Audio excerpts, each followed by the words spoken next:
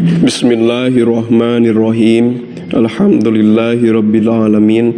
Wassalatu wassalamu wal barakatuh ala sayyidil mursalin sayyidina Muhammadin wa ala alihi washabbihi wa ummati ajma'in. Allahumma anfa'na bima 'allamtana wa 'allimna ma yanfa'una wa zidna ilma. Rabbi shrahli sadri wa yassirli amri wahlul 'uqdatam min lisani yafqahu qawli. Qala al-musannifu rahimahullahu ta'ala wa nafa'ana bihi wa biulumi. Babu izalatin najasati wa bayaniha. Babu izalatin najasati ari ieu eta bab kanggo mertelakeun tata cara ngahilangkeun najis, nyucikeun najis. Wa bayaniha jeung penjelasanna itu izalatin najis.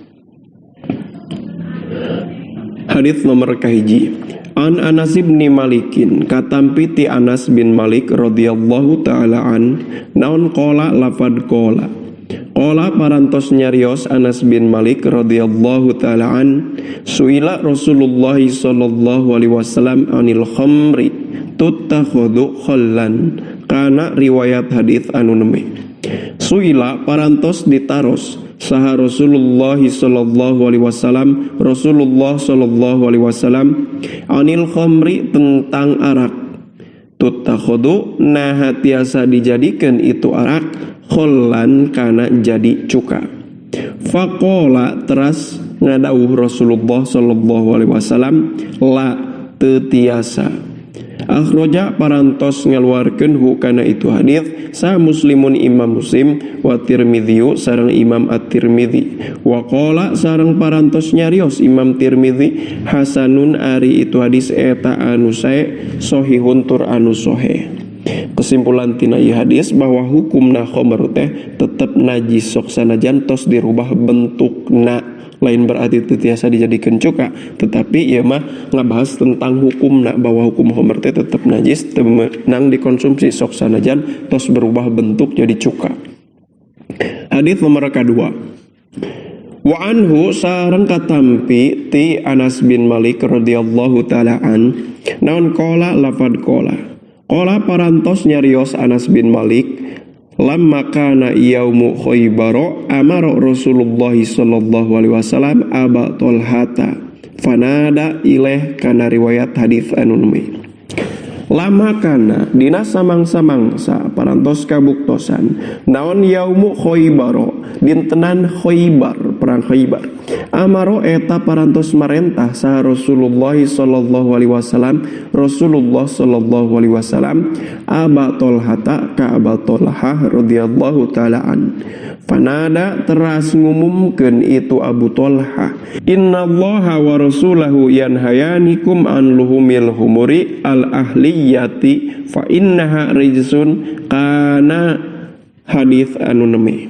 Innallaha sayaktosna Gusti Allah wa rasulahu sareng utusana Allah yanhayani eta ngalarang Allah sareng rasulna kum ka aranjeun an luhumil humuri tina ngonsumsi pirang-pirang daging pirang-pirang himar jamak tina himarun humurun al ahliyati anu dipelihara itu humur fa innaha karna sayaktosna itu luhumil humur rijsun eta najis.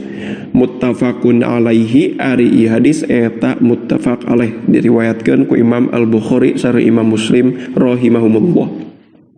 Hadits nomor 3. Wa an Amr bin Kharijah sareng katampi ti Amr bin Kharijah radhiyallahu taala an naon qala lafad qala parantos nyarios Amr bin Kharijah khatibana Rasulullah sallallahu alaihi wasallam bimina wa huwa ala rahilatihi wa lu'abuha yasilu ala katfi kana hadits anu neme. Khotiba parantos khutbahna ka abdi sadaya saha Rasulullah sallallahu alaihi wasallam bimina di Mina.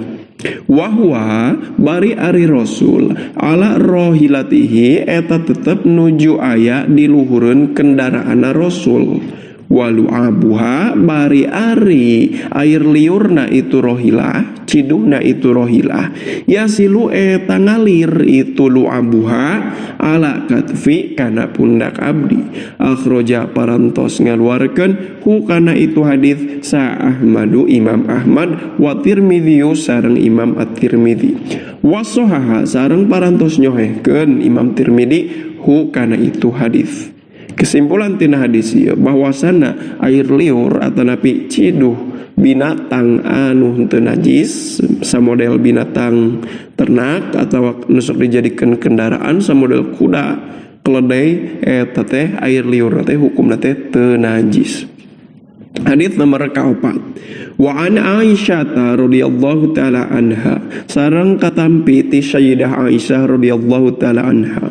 Non qalat lafad qalat parantos nyarios Sayyidah Aisyah kana Rasulullah sallallahu alaihi wasallam yaghsilul maniyya thumma yakhruju ila sholati fi dzalika thawb wa ana anzuru ila atharil ghusli karena riwayat hadis anu neme ana parantos kabuktosan sa Rasulullah sallallahu alaihi wasallam yagsilu eta ngumbah Rasulullah sallallahu alaihi wasallam almaniya kana cai mani thumma yakhruju salajengna kaluar Rasul ila sholati menuju salat fi dzalika dina itu saub fi dzalika thawbi dina itu angean anu ka cai manian tadi. Wa ana bari ari abdi angduru eta ningali abdi ila atharil ghusli kana tapak kumbahan. Muttafaqun alaihi ari hadis eta muttafaq alaih. Wali muslimin sareng eta tetep milik Imam Muslim laqad kuntu afrukuhu min thawbi Rasulillah sallallahu alaihi wasallam farkan fayusalli fihi ari lafad hadits anu neme laqad kuntu demi nyata parantos kabuktosan abdi afruku eta ngerokan abdi hukana itu mani min thawbi Rasulillah sallallahu alaihi wasallam tina acukna Kangjeng Nabi Muhammad sallallahu alaihi wasallam farkan kalawan kerokan fayusolli teras netepan Kangjeng Nabi fihi ngangge itu acuk wa fil lafdin jeung eta tetep dicarioskeun dina hiji lafad hadis anu sejen lahu nu tetep itu lafad kagungan Imam Muslim laqad kuntu ahukuhu ya bisan bidzufri min thawbihi ari lafad hadits anu neme laqad kuntu demi nyata parantos kabuktosan abdi ahuku eta ngerokan abdi hukana itu thawb ya bisan barina anu garing bidzufri ku kuku abi min thawbihi tina acukna Rasulullah sallallahu alaihi wasallam. Kesimpulan tina ieu hadis hukumna cai mani teh henteu najis. Hadis nomor kalima. Wa an Abi Samhi radhiyallahu taala an sareng katampi ti Abi Samah radhiyallahu taala an naon qala lafad qala parantos nyarios Abi Samah qala Rasulullah sallallahu alaihi wasallam kana riwayat hadis anu neme qala parantos ngadawuh Rasulullah sallallahu alaihi wasallam yugzalu min baulil hariyati wa yurassu min baulil gulami kana hadits anu neme yugzalu dikumbah naon min baulil hariyati cai papangna orok istri wa yurassu sareng di kepretan cai naon min baulil gulami cai papangna orok pameget.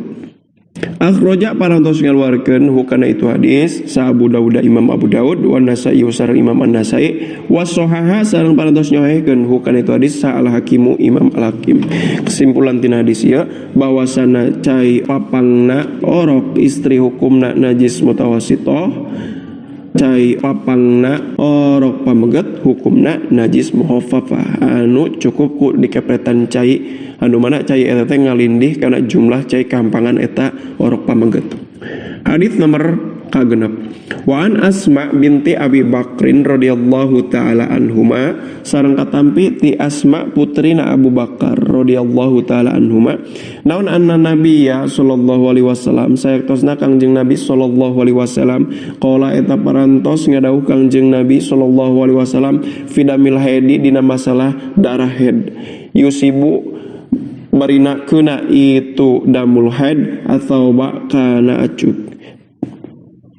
tahuttuhu thumma taqruduhu bil ma'i thumma tandahuhu thumma tusalli fihi kana hadis anu neme jadi maf'ul tina qala tahuttu ngerikan anjeun hu kana itu damul haid thumma taqrudu salajengna ngagosokan anjeun hu kana itu damul haid bil ma'i ku cai thumma tandahu tuluy ngucuran anjeun hu kana itu damul haid thumma tusalli salajengna salat anjeun fihi dina itu thawb muttafaqun alaihi ari eta hadis eta muttafaq alaih.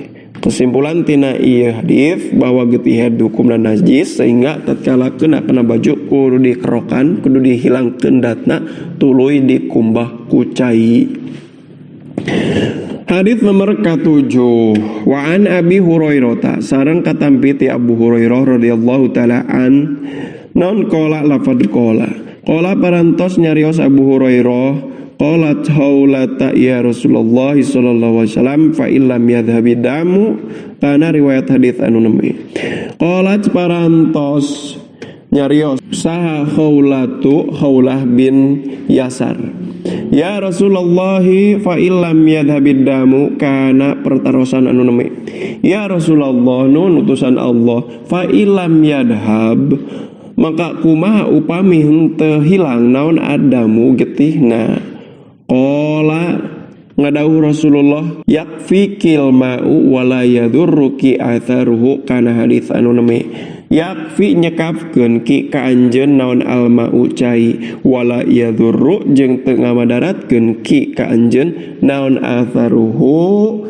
tapakna itu damul haid getih haid akhroja parantos ngaluarkeun hu kana itu hadis saha Tirmidzi Imam Tirmidzi wa sanaduhu bari ari sanadna itu hadis dhaifun eta anu dhaif. Kesimpulan tina hadis ieu bahwasana getih haid tatkala tos dikerik tos dibanyur ku cai cuman aya tapakna teu hilang-hilang maka cukup ku dibanyur ku cai jeung ngahilangkeun datna teh cukup eta nyucikeun acuk sehingga eta tapak tina getih haid tadi teu dihukuman najis. Tapi ingat sabada dipiceun datna digosokan terus dikumbah ku cai. Babul wudu'i an Abi Hurairah radhiyallahu taala an Rasulillah sallallahu alaihi wasallam annahu qala laula an asyqa ala ummati la amartuhum bisiwaki ma'a kulli wudu'in wallahu a'lam bissawab. Subhanakallahumma wa bihamdika asyhadu an la ilaha illa anta astaghfiruka wa atubu ilaik. Sallallahu ala sayyidina Muhammad wa ala alihi wa sahbihi wa baraka wa sallam.